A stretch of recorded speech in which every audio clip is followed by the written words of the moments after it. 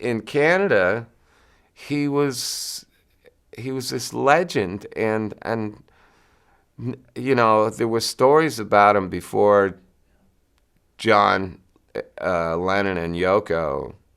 Like him buying a Rolls Royce with a bag full of cash, and somehow or another that was a cool thing to do, and of course Robbie Robertson, Rick Danko, the band, were his band, the Hawks, in about 61, 62. And Ronnie never really had any big hits. I mean, he covered Who Do You Love? And he did a song called Mary Lou. And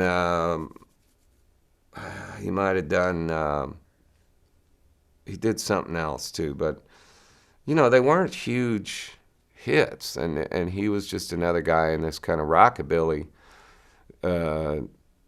thing Carl Perkins sort of started, and then they took it for, Carl had his car accident, and they sort of went with that thing, and they would play all these roadhouses throughout Arkansas and Tennessee, and and I don't know how Ronnie ended up in Canada, but his Arkansas accent was just so infectious. Everybody in the band was talking like this. You could, he'd go. He had a zillion stories, and I mean, he was funny. And then all of a sudden, he had like John and Yoko came over, and they were in Montreal, and then they came to do this concert, and they stayed at Ronnie Hawkins' house, this mansion he had, and it was he was just this legend. And so I ended up playing with him. He was in town to see about playing at this large club, and my agent was arranging it. My agent asked me if I could drive him from one place to another or something. I remember I had a Firebird at the time, and Ronnie's a big guy, and so he's in my Firebird, and I'm just trying to get him to his hotel and whatnot, and I think he thinks I'm just a workie for this agent, but I'm really just doing a favor. So then I had to play that night, and they all came in, and they're sitting, and he's watching me, and I guess he was impressed, and said, "Kid, if you ever need a job, give me a call," and I said, okay. I guess I was about 19.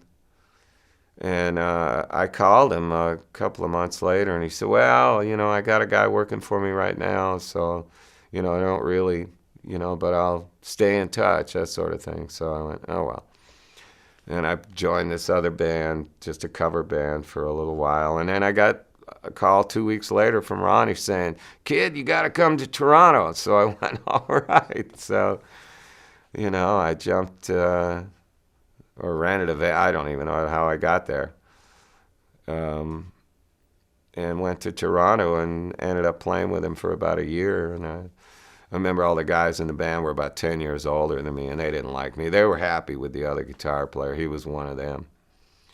And they didn't like this skinny, long-haired, 20-year-old, guy coming in with a guitar slung way low, and we had a pedal steel player and a sax player,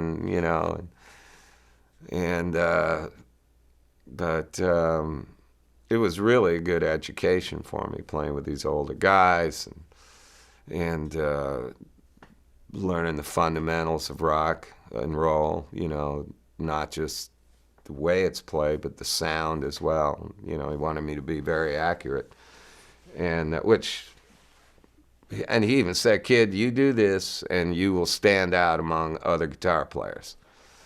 Not just play it, not exactly just the way it's played, but get the same sound too." And I go, "I don't like that sound, man. I want to sound like Jeff Beck, and I want to sound like Hendrix." And, this is like 1974. And so anyway, and we had to wear tuxedos too, and I always forgot my bow tie on purpose at home because I have a big Adam's apple, see, and I couldn't wear it. And so after about a year, I couldn't take it, any longer. And I just said, Ronnie, I got to leave. When I told him I was leaving, he says, play to the world, kid. Don't play to just this section. Play to the world.